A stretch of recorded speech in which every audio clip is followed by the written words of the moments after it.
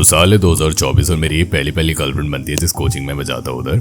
और मैं उसके लिए सारी चीज़ें छोड़ देता हूँ। ठीक है, मैं अपने फ्रेंड्स को छोड़ देता हूँ, अपनी पढ़ाई छोड़ देता हूँ, क्योंकि मैं उस कोचिंग में गया था एक एग्जाम के लिए जिसका नाम था जेई। अब जेई बहुत ज़्यादा सीरियस एग्जाम है, अगर तुम इंडिया से हो तो तुम्हें पता होगा अच्छे से।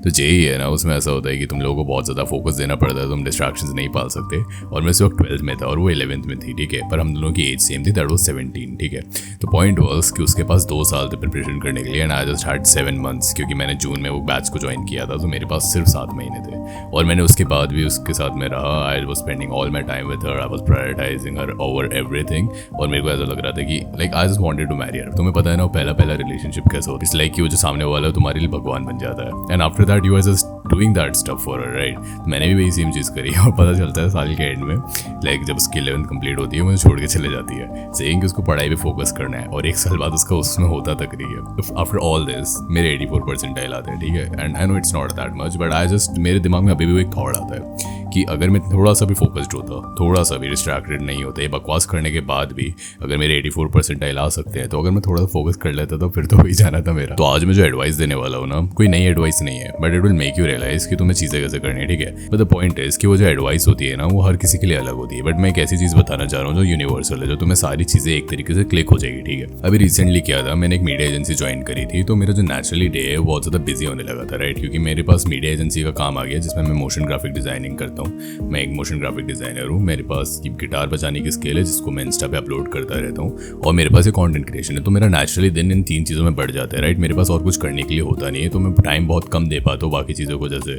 लड़कियों के साथ रहना एंड ऑल दैट, फ्रेंड्स के साथ रहना एंड ऑल दैट, राइट। तो अगर मैं किसी लड़की को इस पॉइंट पर परस्यू भी कर रहा हूँ तो she just knows it, right. क्योंकि मेरी जो इंस्टा पेज है उस पर बहुत ही विजिबल है कि मैं क्या क्या चीज़ें कर रहा हूँ। मैं अपनी मोशन ग्राफिक डिजाइनिंग की चीज़ें डालता रहता हूँ, मैं अपने गिटार बजाने की चीज़ें डालता रहता हूँ, तो शी जस्ट नोज इट कि मेरी लाइफ उसके अपार्ट भी है एक। तो that is the main point कि तेरे पास अगर अभी सिर्फ स्कूल में है ना, तो तेरे पास और कोई चीज़ें होंगी ही नहीं करने के लिए, क्योंकि तेरे पास कोई वैलिड स्किल नहीं होगी जिसे तू शो ऑफ कर सके, तेरे पास ऐसी कोई लाइफ नहीं होगी जिसको तू शो ऑफ कर सके। तो दिस इज द पॉइंट जो तुझे इस वीडियो से लेना है कि जितना ज़्यादा तू शो ऑफ कर सकता है ना अपनी स्किल्स को, जो कि रियल है, उतना कर। कोई फर्क नहीं पड़ता अगर तुझे लोग बोल रहे कि तू सिर्फ शो ऑफ करता रहता है। You just have to do it, trust me on that. If you can show off your skill then you will naturally attract girls. It will, तुझे कोई एफर्ट भी नहीं मारना पड़ेगा। और ऑफ कोर्स तुझे अपने खुद का ध्यान रखना है। You should know where you stand. अगर तू खुद का ध्यान नहीं रखेगा, तेरा और कोई ध्यान रखना चाहेगा ही नहीं। That is the main point. अगर तू खुद का ध्यान नहीं रख रहा है ना, नोबडी विल एवर केयर। मेरे साथ क्या होता था कि मैं जब शुरुआत में इन सब चीज़ों में घुसा था, मैं क्या करता था, मैं सामने वाले को पूरी प्रायोरिटी बना देता था। इट वाज लाइक कि मेरी नीड्स और वांट्स है ही नहीं, उसको जो चाहिए वो करना, उसके साथ ज़्यादा टाइम स्पेंड करना and not spending time on my own. मैं अकेले ज़्यादा टाइम स्पेंड करना पसंद नहीं करता था एंड इसने मुझे एक अलग ही सर्कल में डाल दिया कि मैं अब अकेले रह ही नहीं पाता हूँ। मुझे कोई ना कोई चाहिए हर मोमेंट पे। अगर वॉक भी कर रहा हूँ अकेला तो किसी को कॉल करने लग जाता हूँ। That is the main thing भाई, दैट इज़ द प्रॉब्लम। अगर तू खुद के साथ टाइम स्पेंड करने में कंफर्टेबल नहीं है तो कोई और तेरे साथ कैसे हो सकता है। अब जो सेकंड चीज़ है, this is the main tip जो तुझे एक्चुअल कन्वर्सेशंस में हेल्प करेगी। तुझे कभी भी सामने वाली लड़की की बातों को सीरियसली नहीं लेना है, तुझे वो चीज़ें करनी है जो तू चाहता है। ठीक है, देख मैं एक कन्वर्सेशन बता दूँ। मेरी एक फ्रेंड है, उसके साथ हम लोग जा रहे थे। ठीक है, मैंने एक मूवी हमने देखी थी, कोई ऑब्सेशन नाम की मूवी है, हमने वो देखी थी। हम लोग थिएटर से जस्ट नीचे उतर रहे थे, हम लोग मॉल में थे, तो एलिवेटर में घुसे। ठीक है, वहाँ पे गार्ड बोलता है एंड मैं कुछ बोलता हूँ, उससे पूछता हूँ कि बेसमेंट में हमारी बाइक रखी है एंड शी इज लाइक हाँ।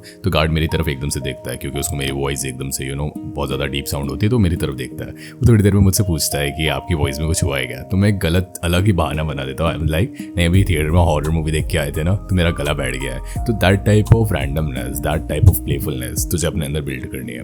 क्योंकि मुझे मन था वो बोलने का, मेरा मन, मैंने ये नहीं सोचा कि ये मेरे बारे में क्या सोच रही होगी या गार्ड मेरे बारे में क्या सोचेगा। आई जस्ट वांटेड टू से इट, तो मैंने बोल दिया। तो ये जो चीज़ है ना, प्लेफुलनेस, ये मेरी सिर्फ उस कन्वर्सेशन में नहीं, मेरे ओवरऑल कन्वर्सेशन में दिखेगी।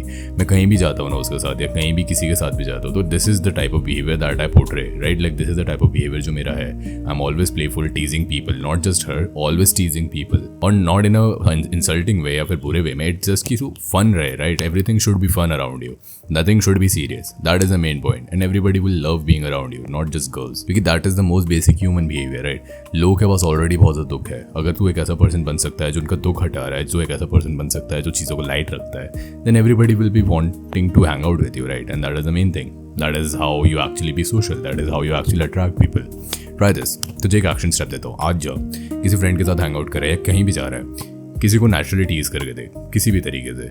You should just able to get a smile on their face. ये चीज़ कर, आज तूने करी, अगले दिन 2 बार ऐसी चीज़ें करनी, करते करते करते you will naturally make your personality like that. But there is a fine line between becoming a joker and between becoming a guy who is naturally attractive, right. Joker is तू हर बार जोक्स मार रहा है, लोगों को हंसाने के लिए, लोगों को इंसल्ट कर रहा है. Not, you do not have to be a joker. तू खुद की इंसल्ट करके दूसरों को नहीं हंसा रहा है, तो उनके साथ हंस रहा है. Laughing at someone and laughing with someone are two different things, right? तुझे second वाला बनना है. That is the knowledge that you need for this video. तो तुझे ऐसी और tips चाहिए, then comment tips in the comment section and I'll give you more tips on this. And until then, bye bye.